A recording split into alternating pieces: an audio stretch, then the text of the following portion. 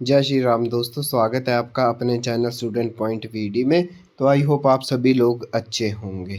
तो जैसा कि आप सभी को पता है कि एचपी मेडिकल टेट जो कि 13 जुलाई को होने वाला है, उसके लिए हम आपके लिए केमिस्ट्री से कुछ इम्पोर्टेंट क्वेश्चन की सीरीज़ को स्टार्ट कर रहे हैं। तो आज हमारी सीरीज़ नंबर 3 है और हम कुछ इम्पोर्टेंट क्वेश्चंस आज हम इसमें पढ़ने वाले हैं जो कि आपके एग्ज़ाम पॉइंट ऑफ व्यू से बहुत ज़्यादा इम्पॉर्टेंट है।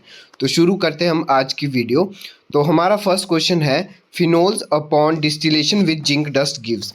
जब भी रिएक्शन फिनोल की रिएक्शन जब भी जिंक के साथ होएगी तो हमेशा वो बेंजीन बनाएगा। क्या बनाएगा? बेंजीन बनाएगा। और ये बहुत ही इंपॉर्टेंट रिएक्शन है आपके एग्जाम पॉइंट ऑफ व्यू से। ये इंपॉर्टेंट रिएक्शन में आती है कि जब भी फिनोल क्या होता है, बेंजीन रिंग पे OH लगा होता है, जब भी इसकी रिएक्शन किसके साथ, जिंक डस्ट के साथ होती है, तो हमेशा ये क्या बनाता है? बेंजीन बनाता है। क्या बनाता है? बेंजीन बनाता है। तो इसका सही आंसर क्या होना था? Option number A is right answer. बढ़ते हैं हम अपने नेक्स्ट क्वेश्चन की तरफ। नेक्स्ट क्वेश्चन है, the reaction use for the preparation of ether. Ether की प्रिपरेशन के लिए कौन सी रिएक्शन ज़रूरी है? तो वो है हमारे पास Williamson synthesis reaction. Option number C इसका राइट आंसर है। ये सारी इंपॉर्टेंट रिएक्शन हमने अपने 25 डेज क्रैश कोर्स की वीडियोस में, जो कि हमारी प्लेलिस्ट में आपको मिल जाएगी, वहाँ पर हमने सारी इंपॉर्टेंट क्वेश्चंस, इंपॉर्टेंट रिएक्शन जितनी भी है वो हमने सारी वहाँ पर करवा रखी है। तो नेक्स्ट क्वेश्चन की तरफ बढ़ते हैं हम। नेक्स्ट क्वेश्चन हमारे पास, the test use to distinguish alcohol from one another is known as. कौन सा टेस्ट हमारे पास डिस्टिंग्विश करता है? ये प्राइमरी अल्कोहल है या सेकेंडरी अल्कोहल है या टर्शरी अल्कोहल है? ठीक है, प्राइमरी अल्कोहल क्या होता है दोस्तों? जिसमें हमारे पास एक आर ग्रुप लगा होता है। सेकेंडरी क्या होता है? जिसमें दो आर ग्रुप लगेंगे। जैसे ये OH है, आर ग्रुप कौन सा होता है? जैसे मिथाइल ग्रुप हो गया, CH3 हो गया। ठीक है, ये हमारे पास कौन सा आर ग्रुप है? एक H। ठीक है, ये हमारे पास क्या, सेकेंडरी अल्कोहल, क्योंकि इसमें दो क्या लगे, CH3 लगे। टर्शियरी अल्कोहल क्या होता है हमारे पास? जिसमें तीन CH3 लगे होते हैं। जैसे तीन आर ग्रुप लगे होंगे, जैसे CH3 यहाँ पे क्या लगा होगा? CH3। और यहाँ पे क्या लगा होगा? OH। यहाँ पे तीन क्या लगे हमारे पास? मिथाइल ग्रुप लगे, CH3 और CH3। ये तीनों क्या है? टर्शियरी अल्कोहल है। तो ऐसा कौन सा टेस्ट है जो प्राइमरी अल्कोहल, सेकेंडरी अल्कोहल और टर्शियरी अल्कोहल को डिस्टिंग्विश करता है? तो उसको बोलते हैं हम Lucas test. Option number D इसका राइट आंसर होना था। नेक्स्ट क्वेश्चन की तरफ बढ़ते हैं। नेक्स्ट क्वेश्चन हमारे पास question number 4, which is known as wood spirit. Wood spirit हम किसको बोलते हैं? इथेनॉल, पेट्रोल, इथाइल अल्कोहल या मिथेनॉल? तो वुड स्पिरिट बोलते हैं हम मिथेनॉल को। ठीक है, तो ऑप्शन नंबर डी इसका राइट आंसर होना था। नेक्स्ट क्वेश्चन की तरफ बढ़ते हैं। नेक्स्ट क्वेश्चन हमारे पास, the catalyst use in Rosenmund reduction. तो रोजरमंड रिडक्शन के लिए हम कौन से कैटालिस्ट का यूज करते हैं? अनहाइड्रस AlCl3 का, पैलेडियम BaSO4 का, HgSO4 का या अनहाइड्रस ZnCl2 का? तो रोजरमंड रिडक्शन के लिए हम यूज करते हैं पैलेडियम BaSO4 का। ऑप्शन नंबर 20 का राइट आंसर होना था। ठीक है, तो जितनी भी हमारे पास इंपॉर्टेंट रिएक्शंस है वो हमने अपने 25 डेज के क्रैश कोर्स में कर रखी है। आप वहाँ जाकर एक बार इन रिएक्शंस को चेक कर लें। ठीक है, क्योंकि इससे क्वेश्चन बनने के चांस रहते हैं हमारे HB टेट में। ठीक है, तो नेक्स्ट क्वेश्चन की तरफ बढ़ते हैं। क्वेश्चन नंबर 6 है हमारा, which of the following acid is an vitamin. इनमें से कौन सा एसिड हमारा विटामिन है? ठीक है, aspartic acid, ascorbic acid, adipic acid या सैचरिक एसिड्स? तो इनमें से सिर्फ हमारा option number B ascorbic acid ही विटामिन है। तो एस्कॉर्बिक एसिड आप मुझे कमेंट बॉक्स में बताना कि किस विटामिन का नेम है। एस्कॉर्बिक एसिड हम किस विटामिन को बोलते हैं? ए को बोलते हैं, बी को बोलते हैं, सी को बोलते हैं या डी को बोलते हैं? तो ये मुझे कमेंट बॉक्स में आप आंसर देंगे। ठीक है, हमने विटामिन वाला भी हमने अपनी वीडियोस में आपको कवर करवा रखा है। बढ़ते हम नेक्स्ट क्वेश्चन की तरफ। नेक्स्ट क्वेश्चन हमारे पास, ऑन हाइड्रोलिसिस ऑफ स्टार्च। जब भी हम स्टार्च की हाइड्रोलिसिस करते हैं तो हमारे को क्या मिलता है? क्या we finally get glucose, fructose, both या सुक्रोज? ठीक है, तो हमारे को मिलता है हमेशा ग्लूकोज। ऑप्शन नंबर ए इसका राइट आंसर होना था। ग्लूकोज का फॉर्मूला क्या होता है दोस्तों? ये भी आप मुझे कमेंट बॉक्स में बताएंगे, इंपॉर्टेंट है ये भी। ठीक है, तो बढ़ते हम नेक्स्ट क्वेश्चन की तरफ। नेक्स्ट क्वेश्चन हमारे पास, medicine use for the treatment of allergic is called. ठीक है, कौन सी मेडिसिन है जो हम एलर्जिक के लिए यूज करते हैं? एंटासिड, ट्रांक्लूजर, एंटीहिस्टामिन्स या एंटीमाइक्रोबियल।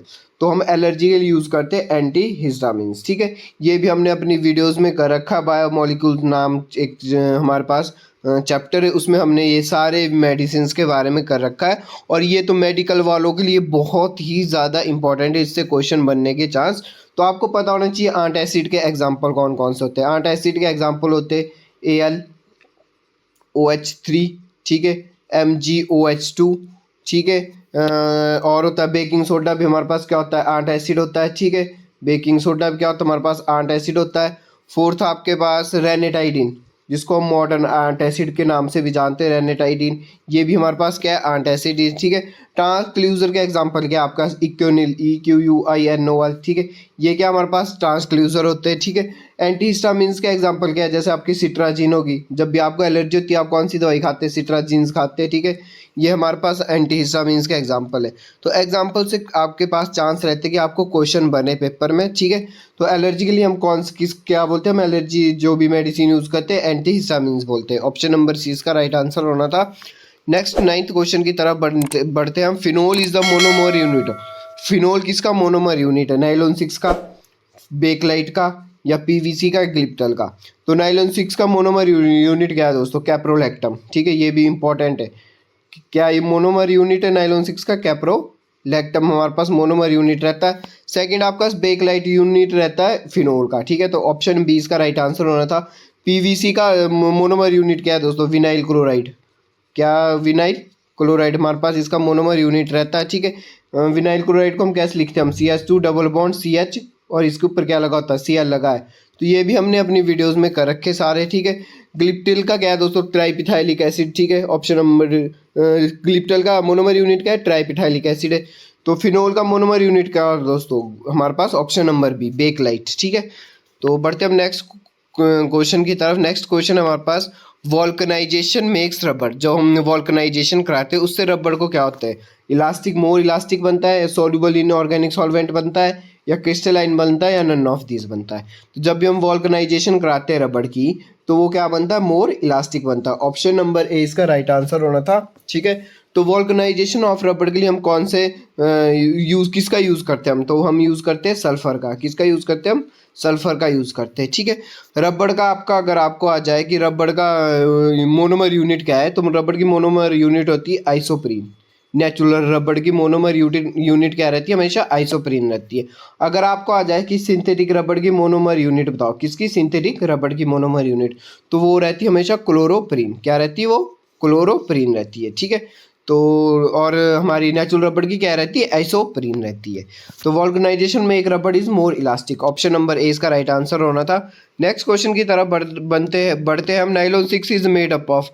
नाइलॉन 6 किससे बना है, ठीक है, 1,3-ब्यूटाडाइन, क्लोरोप्रीन, एडिपिक एसिड या कैप्रोलैक्टम। तो अभी अभी मैंने आपको बताया भी था पीछे, ठीक है, कि नाइलॉन 6 की मोनोमर यूनिट क्या रहती है, हमेशा कैप्रोलैक्टम रहती है। ऑप्शन नंबर डी इसका राइट आंसर होना था। 1,3-ब्यूटाडीन को हम आइसोप्रीन भी बोलते हैं। क्लोरोप्रीन हमारे पास किसकी रहती है, सिंथेटिक रबड़ की रहती है, ठीक है। और आपका एडिपिक एसिड किसकी रहती है, नाइलॉन 6 की भी रहती है, हेक्सामिथाइल डाइअमीन और एडिपिक एसिड, ठीक है। तो बढ़ते हम नेक्स्ट क्वेश्चन की तरफ। नेक्स्ट क्वेश्चन हमारे पास क्वेश्चन नंबर 12, यही क्वेश्चन आ गया आपका। Hexamethyl diamine is a monomer unit of. Hexamethyl diamine किसकी मोनोमर यूनिट है, मिथाइल डाइअमीन को हम कैसे लिखते हैं, CH2 6, ठीक है, NH2 और यहाँ पे क्या होता लगा इसके, NH2 होता है। इसको हम हेक्सामिथाइल डाइअमीन भी बोलते हैं। ये किसकी मोनोमर यूनिट है, तो ये रहती है हमारे पास नाइलॉन 6 की monomer unit. Option number B इसका राइट आंसर होना था। नेक्स्ट क्वेश्चन की तरफ बढ़ते हैं। नेक्स्ट क्वेश्चन हमारे पास, the element use for vulcanisation of rubber. तो कौन सा एलिमेंट हम यूज़ करते हैं वॉल्कनाइजेशन ऑफ रबर के लिए, इसका आंसर मुझे कमेंट बॉक्स में बताना। अभी अभी मैंने आपको पीछे बताया था कि वॉल्कनाइजेशन के लिए हम किसका यूज़ करते हैं, पोटाशियम का, सल्फर का, जिंक का या क्लोरीन का। तो इसका आंसर आप मुझे कहाँ बताएंगे, कमेंट बॉक्स में बताएंगे, ठीक है। और अगर आपको वीडियो पसंद लग रही है तो कमेंट बॉक्स में एक छोटा सा हार्ट ज़रूर आप रिएक्ट करेंगे। और हमारे चैनल पर नए हो तो चैनल को ज़रूर सब्सक्राइब करेंगे। तो बढ़ते हम नेक्स्ट क्वेश्चन की तरफ। नेक्स्ट क्वेश्चन हमारे पास, which of the following is the example of condensation polymer. इनमें से कंडेंसेशन पॉलीमर का एग्जाम्पल कौन सा है, नाइलॉन 66, टेफ्लॉन, PVC या पॉलीथीन, ठीक है।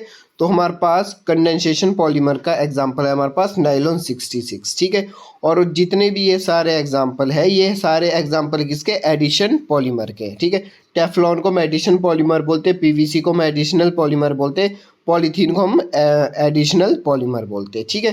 टेफ्लॉन की कैसे बनता है, CF2 डबल बॉन्ड CF2, ठीक है। ये इसकी मोनोमर यूनिट रहती है। पीवीसी का मैंने आपको बता दिया, polyvinyl chloride CH2 double bond CH, इसके ऊपर Cl लगा होता है, ठीक है। और पॉलीथीन की मोनोमर यूनिट क्या रहती है, CH2 डबल बॉन्ड CH2 रहती है, ठीक है। ये हमारे पास पॉलीथीन की रहती है। तो कंडेंसेशन, ये सारे जितने भी एग्जांपल थे एडिशन पॉलीमर के थे। इन्होंने पूछा था example of condensation polymer. Condensation polymer वो थे जिसमें आपके किसी चीज़ का लॉस होता है, तो इसमें H2O का लॉस होता है, ठीक है। या आपका कोई मीथेन का लॉस हो रहा कहीं, तो उसको क्या बोलते हैं, हम कंडेंसेशन पॉलीमर भी बोलते हैं। तो ये किसका एग्जांपल, इसका एग्जांपल कौन सा हमारे पास, नायलॉन 66। ऑप्शन नंबर ए इसका राइट आंसर होना था। बढ़ते हम 15 क्वेश्चन की तरफ। Galvanization iron sheet are coated with. जब भी हम गैल्वनाइजेशन करते हैं आयरन शीट की, तो हम किसकी कोटिंग करते हैं, कार्बन की करते हैं, कॉपर की करते हैं, जिंक की करते हैं, या निकल की करते हैं। तो ये करते हैं हम जिंक की कोटिंग। ऑप्शन नंबर सी इसका राइट आंसर होना था। नेक्स्ट क्वेश्चन की तरफ बढ़ते हैं। Question number 16, copper sulphate solution can not be stored in a vessel. Copper sulphate solution किस वेसल में स्टोर नहीं कर सकते, जिंक में, ग्लास में, कॉपर में, या प्लास्टिक में, ठीक है। तो ये दोस्तों क्वेश्चन कहाँ से आया, रिएक्टिविटी सीरीज से आया। कहाँ से क्वेश्चन आया, रिएक्टिविटी सीरीज से आया। इससे पहले वाली जो हमने सीरीज कर रखी थी इंपॉर्टेंट क्वेश्चन की, उसमें मैंने आपको ट्रिक बता रखी है आपको रिएक्टिविटी सीरीज लर्न करने की, और वो आपके लिए बहुत ही ज़्यादा इंपॉर्टेंट है एग्जाम पॉइंट ऑफ व्यू से।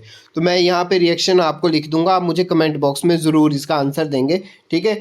कॉपर सल्फेट सॉल्यूशन की रिएक्शन जब भी हम जिंक के साथ कराएंगे, तो क्यों हम उसको जिंक के बर्तन में स्टोर नहीं कर सकते, क्योंकि जिंक क्या होता है, मोर रिएक्टिव होता है किससे, कॉपर से, ठीक है। तो ये क्या कर देता है, डिस्प्लेस कर देता है। तो ये क्या बन जाता है, ZnSO4 बन जाता है, और Cu अलग हो जाता है इससे, ठीक है। तो ये क्या करता है, zinc is more reactive than copper. तो अगर जिंक रिएक्टिव, तो क्या करेगा, इसको कॉपर सल्फेट सॉल्यूशन को क्या कर देता है, डिस्प्लेस कर देता है। तो इसका हम डिस्प्लेसमेंट रिएक्शन भी हम इसको बोलते हैं। तो इसका आंसर क्या होना था, ऑप्शन नंबर ए आंसर होना था। नेक्स्ट क्वेश्चन की तरफ बढ़ते हैं। Question number 17, the unit of cell constant. Cell constant की यूनिट क्या है दोस्तों, ये आपके लिए कमेंट बॉक्स में, क्योंकि इससे पीछे का आंसर मैंने आपको खुद ही बता दिया, तो ये क्वेश्चन आपके लिए कमेंट बॉक्स के लिए, ठीक है। सेल कांस्टेंट की यूनिट क्या रहती है, ओम इनवर्स, सेंटीमीटर इनवर्स रहती है, सेंटीमीटर रहती है, ओम इनवर्स सेंटीमीटर रहती है, या सेंटीमीटर इनवर्स रहती है। तो इसका आंसर आप मुझे कमेंट बॉक्स में ज़रूर बताएंगे, ठीक है। नेक्स्ट क्वेश्चन की तरफ बढ़ते। Question number 18, delta E naught cell and G naught cell related to. E naught cell and delta G naught cell are related to. इनका आपस में दोस्तों एक्सप्रेशन है, ठीक है, जिसको हम गिब्स फ्री एनर्जी भी बोलते हैं। डेल्टा जी इजिकल टू, तो क्या एक्सप्रेशन रहता है, -NF_E0 सेल, ठीक है। क्या रहता है, -NF_E0 सेल। तो ऑप्शन नंबर सी इसका राइट आंसर होना था। इसमें एफ क्या होता है दोस्तों, कई बार एफ क्या होता है, फैराडे कांस्टेंट रहता है, फैराडे कांस्टेंट रहता है। इसकी वैल्यू कितनी रहती है हमारे पास, 96500 रहती है, ठीक है। तो फैराडे कांस्टेंट की कई बार आपको वैल्यू भी पूछ देते, तो आपको मैं बता दूं फैराडे कांस्टेंट की वैल्यू कितनी रहती है, 96500 रहती है, ठीक है। एंड इसमें नंबर ऑफ जो चार्ज रहता है या इलेक्ट्रॉन रहते हैं वो आपको पता चल जाता है, ठीक है। डेल्टा ई नॉट की वैल्यू आपको दे रखी होगी, तो बस इक्वेशन में भरनी है और आपको यहाँ से डेल्टा जी की वैल्यू मिल जाती है। तो यहाँ से न्यूमेरिकल भी बन जाता है कई बार। वैसे अभी तक एचपी टेट में तो आया नहीं, पर कमीशन में तो यहाँ से ज़रूर न्यूमेरिकल बनता ही बनता है, ठीक है। तो delta E naught cell and D naught cell are related to, किससे रिलेटेड हो, डेल्टा जी -NF_E0 सेल से। ऑप्शन नंबर सी इसका राइट आंसर होना था। नेक्स्ट क्वेश्चन की तरफ बढ़ते हैं। क्वेश्चन नंबर 19 की तरफ। Shape of xenon OF4। Xenon OF4 की शेप क्या है, ऑक्टाहेड्रल है, स्क्वायर पिरामिडल है, टी शेप्ड है, ठीक है। तो हमने एक अपनी क्रैश कोर्स वाली वीडियोस में इस सारी शेप के बारे में आपको बताया था, ठीक है। एक बार मैं फिर से बता दूं, ज़ीनॉन OF4 की शेप कैसे बनती है। ज़ीनॉन में क्या होते हैं, हमारे पास सारे फुली फील्ड रहते हैं, ठीक है। 5s2 क्या रहते हैं, सारे फुली फील्ड रहते हैं, ठीक है। इसका ऑक्सीजन और उसका क्या रहता है, हमेशा खाली रहता है। तो ये अपने इलेक्ट्रॉन क्या कर देता है, शिफ्ट। डी ब्लॉक क्या रहता है, इसमें खाली रहता है, तो अपने इलेक्ट्रॉन क्या कर देता है, शिफ्ट कर देता है। तो आप मुझे इसमें ये भी बताएंगे कि इसमें कितने लोन पेयर है, बहुत इंपॉर्टेंट है ये भी, ठीक है।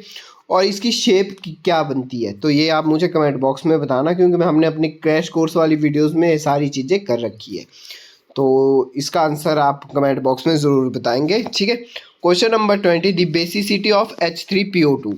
H3PO2 की बेसिसिटी क्या है, तो मैंने आपको ये भी बता रखा कि इसका स्ट्रक्चर कैसे बनाना है। आपने पी को हमेशा क्या लिखते हैं, हम सेंटर में लिखते हैं, ठीक है। और इसके साथ हमेशा एक क्या बनाना, डबल बॉन्ड ऑक्सीजन बनाना। क्या बनाना, डबल बॉन्ड ऑक्सीजन बनाना। बाकी एच कितने इसमें, एच इसके साथ लिख लेना, 1 2 और 3 इसके साथ क्या है, एच, ठीक है। तो एक ओ हमने कहाँ लिख दिया, एक ओ डबल बॉन्ड ओ के साथ हमने कभी भी एच नहीं लगाना। तो बचा कितने ओ, एक ओ बच गया, ठीक है। एक ओ किसके साथ लगा देंगे, हम एच के साथ लगा देंगे, ठीक है। तो अब जितने इसमें ओ एच ग्रुप रहते हैं उतनी इसकी क्या रहती है, बेसिसिटी रहती है, ठीक है। तो इसकी बेसिसिटी कितनी रहेगी, 1 रहेगी। ऑप्शन नंबर ए इसका राइट आंसर होना था, ठीक है। अगर आपको पूछ ले कि H3PO3 की बेसिसिटी बताओ, तो ये कैसे बताएंगे, फिर से पी क्या लिखना, आपने सेंटर में लिखना, डबल बॉन्ड कहाँ लगा देना, इसके ऊपर लगा देना, ठीक है। साथ में जितने एच है वो लिख लेना, 1 2 और 3 एच लिख लेना, ठीक है। अब ओ कितने बचे, एक डबल बॉन्ड तो हमने यहाँ लगा दिया। अब कितने ओ बचे, 2 ओ बच गए थे, ठीक है। तो एक ओ इसके साथ लगा देंगे हम, और एक ओ किसके साथ, इसके साथ लगा देंगे, ठीक है। तो अब इसकी बेसिसिटी कितनी आएगी, जितने इसमें ओ एच ग्रुप होंगे।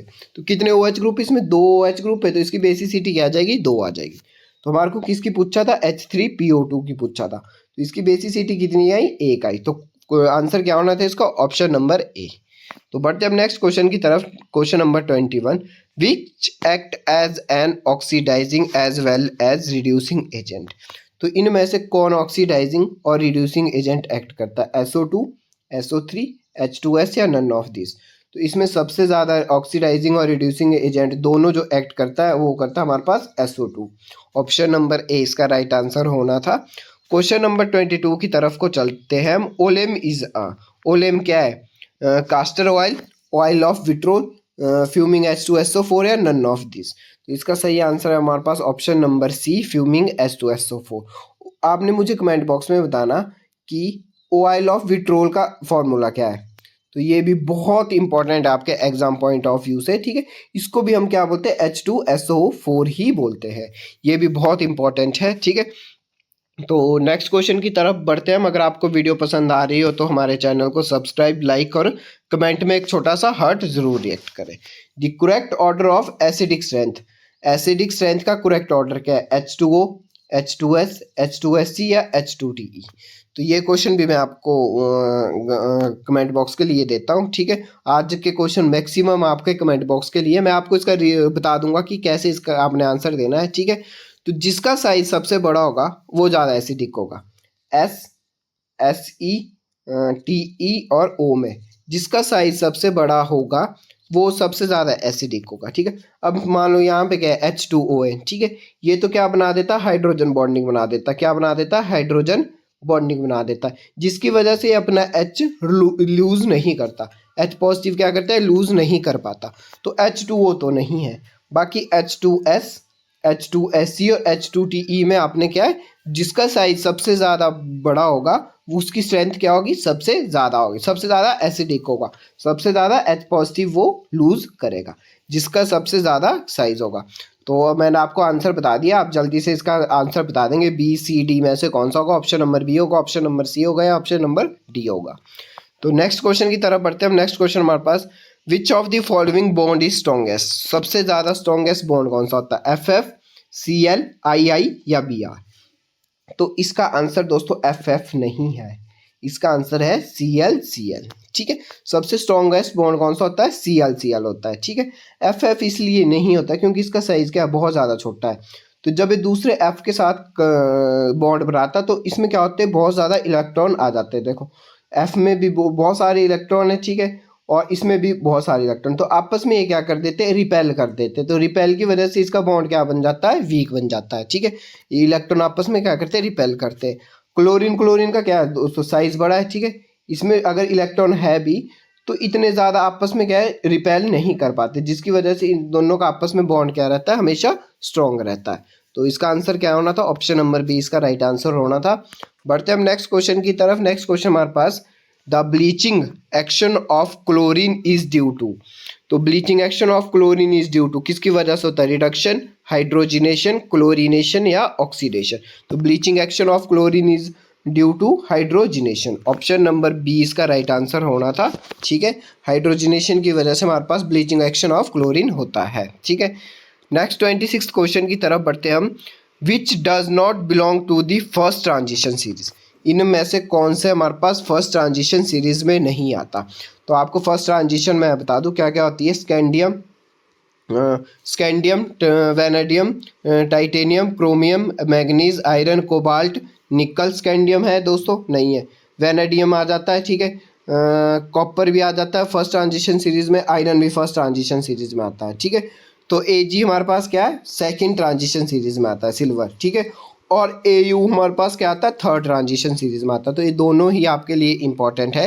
ठीक है, Ag किस में आता है? हमेशा सेकंड में आता है, और Au हमेशा किस में आता है? थर्ड में आता है। तो ये दोनों आपके एग्जाम पॉइंट ऑफ व्यू से इंपॉर्टेंट है।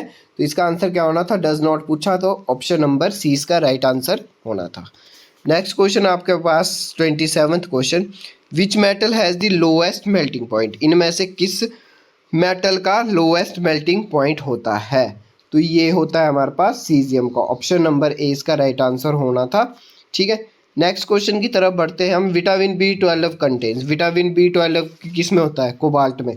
ऑप्शन नंबर बी इसका राइट आंसर होना था। ठीक है, और कोबाल्ट का हम यूज़ भी करते हैं हम ट्रीटमेंट ऑफ कैंसर। किसके लिए यूज़ करते हैं हम? ट्रीटमेंट ऑफ कैंसर के लिए भी हम यूज़ करते हैं किसका? कोबाल्ट का। ठीक है, नेक्स्ट क्वेश्चन हमारे पास 29th question. The molarity of pure water is. तो ये आप निकाल भी सकते हो, और अगर आपने लर्न भी करना तो लर्न भी कर सकते हो। तो ये क्या वैसे निकलती है कैसे? 1000 डिवाइड बाय 18। ठीक है, मोलैरिटी कैसे निकलती है हमारे पास?